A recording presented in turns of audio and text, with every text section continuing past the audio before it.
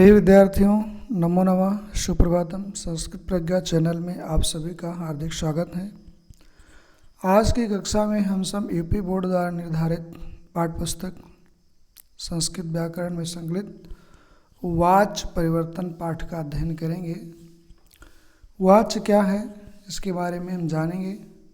आइए चलते हैं पाठ की तरफ। पाठ है आपका वाच्य परिवर्तन। कह रहा है किसी बात को कहने के ढंग को वाच्य कहते हैं। वाच्य क्या है? वाच्य है किसी बात को कहने के जो ढंग है, जो तरीका है, उसी को वाच्य कहते हैं। वाच्य माने होता है वाणी या माने योग, बोलने योग। तो संस्कृत में कर्ता, कर्म और भाव की प्रधानता के विचार से वाच्य जो होते हैं वो 3 प्रकार के होते हैं। कितने प्रकार के होते हैं?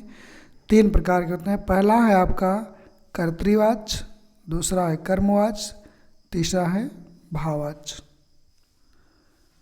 कहने का मतलब है कि संस्कृत साहित्य में, संस्कृत भाषा में जो वाच्य हैं, जो कहने के तरीके हैं, वो 3 प्रकार के हैं। उसको 3 तरह के परिवर्तित किया जा सकता है। पहला आपका कर्तृवाच्य है, दूसरा कर्मवाच्य है और तीसरा भाववाच्य है। कर्मवाच्य केवल सकर्मक क्रियाओं के वाक्य होते हैं और भाववाच्य केवल अकर्मक क्रियाओं के होते हैं। सकर्मक क्रिया क्या है, अकर्मक क्रिया क्या है? सकर्मक मतलब होता है जिसमें कर्म हो, वो हुआ आपका कर्मवाच्य। और भाववाच्य केवल अकर्मक क्रियाओं में होते हैं, तो उसमें कर्म नहीं होता है, केवल भाव होता है। और कर्तृवाच्य में सकर्मक और अकर्मक दोनों क्रियाओं के वाक्य होते हैं। किसमें? कर्तृवाच्य में। कर्तृवाच्य क्या है? जिन वाक्यों में क्रिया कर्ता के पुरुष एवं वचन के अनुसार होती है, ये देखिए, उनमें कर्तृवाच्य होता है। क्या होता है? कर्तृवाच्य होता है। जिन वाक्यों में क्रिया जो होती है वो किसके अनुसार होती है? कर्ता के पुरुष एवं वचन के अनुसार होती है। हमेशा ये आप ध्यान रखिए, संस्कृत भाषा में पुरुष 3 प्रकार के होते हैं और वचन भी 3 प्रकार के हैं। पुरुष 3 प्रकार के, प्रथम पुरुष, मध्यम पुरुष और उत्तम पुरुष। और वचन भी 3 हैं, एक वचन, द्विवचन और बहुवचन। तो कर्तृवाच्य में क्या होता है? जो क्रिया होती है वो कर्ता और के पुरुष एवं वचन के अनुसार होती है। जैसे इसका उदाहरण है, अहम पुस्तकम पठामि। एक वाक्य है, अहम पुस्तकम पठामि। अहम देखिए उत्तम पुरुष का कर्ता है, अहम एक वचन उत्तम पुरुष का कर्ता है। और पठाम भी पठ धातु के लट लकार उत्तम पुरुष एक वचन की क्रिया है पठाम। और पुस्तक जो है एक कर्म है आपका। अभी बताया गया ना कि कर्तृवाच्य में अकर्मक और सकर्मक दोनों क्रियाएं होती हैं। तो अहम पठामि, मैं पढ़ता हूँ क्या? पुस्तक। तो अहम पुस्तकम पठामि, ये वाक्य है आपका। अहम पुस्तकम पठामि, मैं पुस्तक पढ़ता हूँ। अहम उत्तम पुरुष का कर्ता है, क्रिया भी उत्तम पुरुष की है, और पुस्तक कर्म है। तो इसमें क्या हुआ है? कर्ता के अनुसार ही एक क्रिया प्रयुक्त हुई है, पठामि। किसके अनुसार? कर्ता के अनुसार। इसमें पठाम क्रिया कर्ता अहम के अनुसार उत्तम पुरुष एक वचन में प्रयुक्त हुई है। जो ये देखो लिखा हुआ है, पठाम क्रिया कर्ता अहम के अनुसार उत्तम पुरुष एक वचन में है। कहने का मतलब है, जो कर्तृवाच्य का वाक्य होता है उसमें जो क्रिया होती है वो कर्ता के पुरुष एवं वचन के अनुसार होती है। कहने का मतलब, जिस पुरुष जिस वचन का कर्ता होगा उसी पुरुष उसी वचन की क्रिया होगी। आइए जैसे अब आप बढ़ते हैं, कर्मवाच देख लेते हैं। जब सकर्मक धातुओं का कर्ता तृतीया विभक्ति में और कर्म प्रथमा विभक्ति में हो तथा क्रिया का पुरुष व वचन इसी प्रथमांत कर्म के अनुसार हो, तब वो कर्मवाच होता है। जैसे मया ग्रंथा पठ्यते, देखिए थोड़ा परिवर्तन हुआ है। परिवर्तन क्या है? जब हम कर्तृवाच्य से कर्मवाच्य बनाएंगे तो जो सकर्मक धातु है, मतलब जिसके साथ कर्म है, तो उसमें कर्ता में हम तृतीय विभक्ति ले जाते हैं। क्या ले जाते हैं? तृतीया। जैसे यहाँ कर्तृवाच्य में अहम है और यहाँ कर्मवाच्य में मया है, तो कर्ता प्रथम पुरुष का है, तो और यहाँ जो है मया जो है तृतीय विभक्ति का है, एक वचन। कहने का मतलब है कि कर्ता को हम कर्तृवाच्य से जब बदलेंगे तो कर्तृवाच्य का जो कर्ता रहता है वो प्रथमा विभक्ति एक वचन का रहता है, लेकिन जब वही कर्ता कर्मवाच्य में परिवर्तित हो जाता है तो वो तृतीय विभक्ति में चला जाता है। किस विभक्ति में चला जाता है? तृतीय विभक्ति में चला जाता है। और जो कर्म रहता है, कर्तृवाच्य में द्वितीय विभक्ति का रहता है, और इसमें जो कर्म है वो प्रथमा विभक्ति में चला जाता है। किस विभक्ति में चला जाता है? प्रथमा में चला जाता है। और कर्ता के अनुसार ही क्रिया होती है। इसका है 311, इसका सूत्र चलता है। और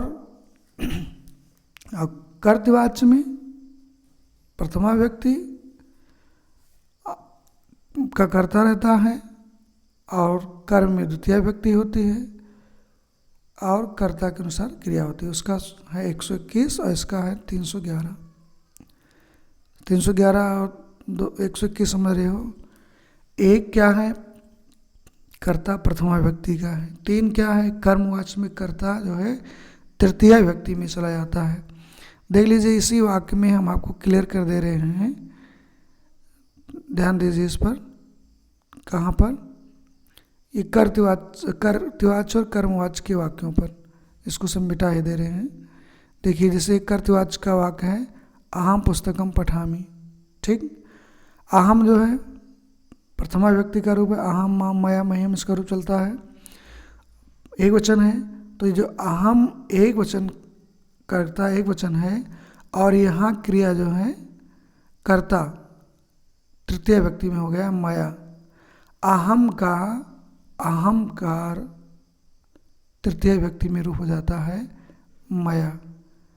एक वचन को हम एक वचन में ही रखते हैं, लेकिन उसकी विभक्ति परिवर्तित जाती है। प्रथमा व्यक्ति को हम तृतीय व्यक्ति में ले जाते हैं, कर्ता को, और जो कर्म रहता है वो द्वितीय व्यक्ति से प्रथमा में चले जाते हैं और कर्म कर्ता के अनुसार ही रहता है। बात समझ में आया? मतलब यहाँ जो कर्ता होगा कर्तृवाच्य में 121, यानी कर्ता प्रथमा व्यक्ति का, क्रिया द्वितीय व्यक्ति का, कर्ता के अनुसार कर्म द्वितीय व्यक्ति, क्रिया नहीं, और कर्ता के अनुसार आपका क्रिया हो गया। और कर्मवाच्य में क्या है? वही कर्ता तृतीय विभक्ति में चला जाता है और कर्म प्रथमा में चला जाता है। कर्म क्या है? ग्रंथ, पढ़ने का कार्य किसका हो रहा है? ग्रंथ का। तो ग्रंथा जो लिखा है ये प्रथमा का है और ये पठ्यते कर्ता के अनुसार हो गया है। मया ग्रंथः पठ्यते, अहम ग्रंथम पठामि का हो जाएगा मया ग्रंथः पठ्यते। मान लीजिए आपका एक वाक्य है, ऐसे देख लीजिए,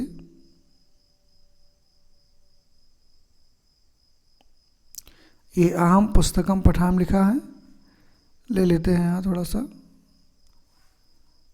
अहम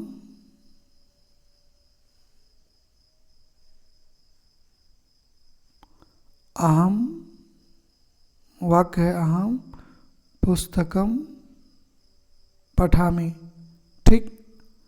ये किस वाच्य का करता है? वाक्य है ये कर्तृवाच्य का है। तो जिसको हम जब इसको हम कर्मवाच्य में लेंगे तो अहम जो है किस व्यक्ति में चला जाएगा? तृतीया में चला जाएगा, माया।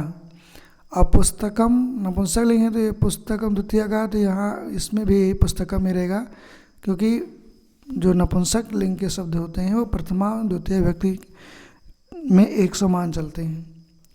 ठीक, तो माया पुस्तकम हो गया। अब पठति का हो जाएगा, पठामी का हो जाएगा पठ्यते। क्या हो जाएगा? पठ्यते। मया पुस्तकम पठति, ये कर्तृवाच्य का वाक्य है और ये कर्मवाच्य का वाक्य है। इसमें कर्ता एक वचन का है, इसमें कर्ता तृतीय व्यक्ति का है एक वचन, ऐसे ही प्रथमा व्यक्ति एक वचन है। इसमें जो कर्म है ये द्वितीया का है, इसमें कर्म प्रथमा का है। ठीक, और आत्मनेपद से परस्मैपदी में परिवर्तित हो जाता है। तो ये हो गया आपका भैया कर्तृवाच्य कर्मवाच्य में अंतर। अब आइए देखते हैं भाववाच्य क्या है।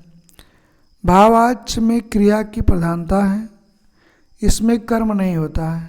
क्या नहीं होता है? इस वाक्य में कर्म होता ही नहीं है। नहीं, अगर कर्म रहेगा तो वो कर्मवाच्य हो जाएगा ना, भाववाच्य कहाँ रहेगा? उसका नाम ही हो जाएगा कर्मवाच्य।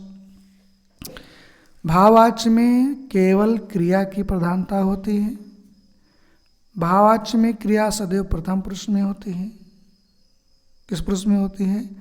क्रिया हमेशा प्रथम पुरुष एक वचन में होती है। केवल अकर्मक धातुओं में परिवर्तन भाववाच्य में होता है। जैसे अब ये हो गया तेन हसति, तेन हसते, तेन हसते, उसके द्वारा हंसा जाता है। और इसका कर्तृवाच्य होगा सह हसति। क्या होगा? सह हसति। ठीक, जब सह हसते हैं तो कर्तृवाच्य का है, इसमें कर्म नहीं है, अकर्मक कर्तृवाच्य है ये वाला। और जब इसको हम भाववाच्य में बदले तो सा का तृतीय हो गया तेन और हसत का हो गया हसते। ठीक, बात समझ में आया कि नहीं आया? नहीं समझ में आया, फिर से देख लेते हैं। अभी आपने पढ़ा था कि कर्तृवाच्य के वाक्य में सकर्मक और अकर्मक दोनों प्रकार की क्रियाओं के वाक्य होते हैं। बोलिए यस या नो, हाँ या नहीं। तो जो कर्तृवाच्य के वाक्य होते हैं वो अकर्मक वाक्य होते हैं। जैसे कर्तृवाच्य का अकर्मक वाक्य होगा ये, इसमें सह हसति या सह पठति, सह हसति, ये कर्ता है, प्रथमा व्यक्ति वचन, क्रिया उसी के अनुसार हो गई, कर्ता के अनुसार क्रिया प्रयुक्त हुई। अब ये भी वाक्य जो है कर्तृवाच्य का है, लेकिन ये अकर्मक है, इसमें कर्म नहीं है। ठीक, यह कहा गया सा पठत, वो पढ़ता है। क्या पढ़ता है? कर्म का पता नहीं, लेकिन पढ़ रहा है। तो इसमें किसकी प्रधानता हुई? क्रिया की प्रधानता हुई, पढ़ने की प्रधानता हुई कि नहीं हुई? तो जब इसका हम भाववाच्य में बदलेंगे तो सा का तृतीय हो जाएगा तेन, क्योंकि पुल्लिंग है इसलिए तेन हो जाएगा। हसत का क्या हो जाएगा? हस्यते। क्या हो जाएगा? हस्यते, तेन हस्यते। ये कर्तृवाच्य का अकर्मक वाक्य है और ये भाववाच्य का वाक्य है। कर्तृवाच्य से भाववाच्य और भाववाच्य से भी कर्तृवाच्य में बदला जा सकता है। और कर्तृवाच्य में जो सकर्मक होते हैं उनको हम कर्मवाच्य में परिवर्तित करते हैं और कर्मवाच्य का भाववाच्य नहीं बनता है। ये भी ध्यान दीजिए, जो कर्मवाच्य होता है उसका भाववाच्य नहीं बनता है। केवल कर्तृवाच्य के शब्दों का हम भाववाच्य बना सकते हैं, वो भी अकर्मक वाक्यों का। आइए आगे देखते हैं,